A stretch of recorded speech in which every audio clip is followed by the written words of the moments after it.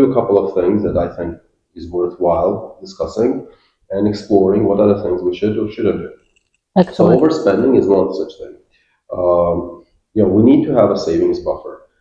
We need to have some kind of cash available for difficult points or the transitions in life, so to say.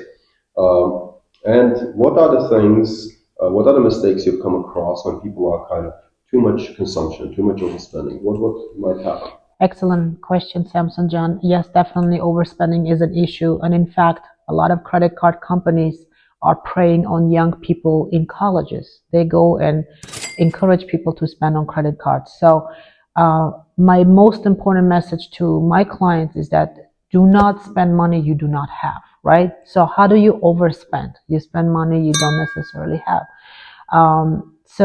And it's a lot of times people tend to borrow money to spend, and that's the biggest no-no. And of course, there are many extremes. There are extreme situations where people just don't have the money and they absolutely have to make payments. I do understand that. I'm not talking about the extremes. I'm talking about in general population.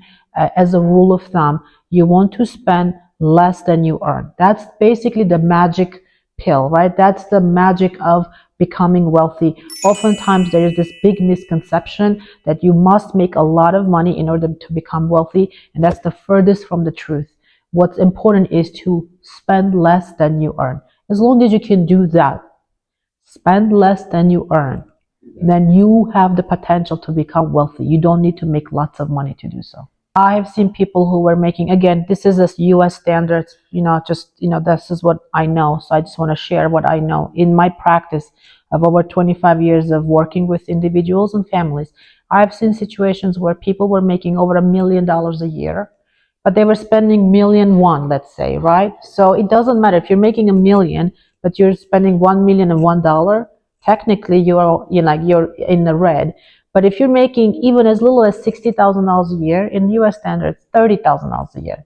But if you're saving 10,000, you are better off. You're further ahead than the guy who was making 1 million because you're not saving anything at all.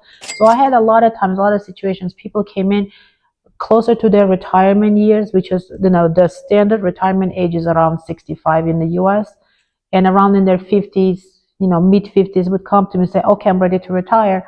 But they had nothing to show for it. They spent it. They had a great life. They went on many vacations. They bought nice cars, all kinds of things. But I guess my point is everything has to be balanced. Do everything in a balanced fashion, right? No extremes are good.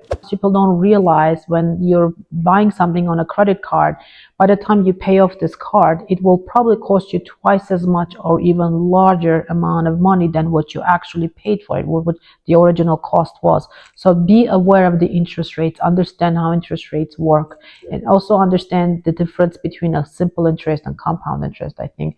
I don't know if we have time, we'll talk about that.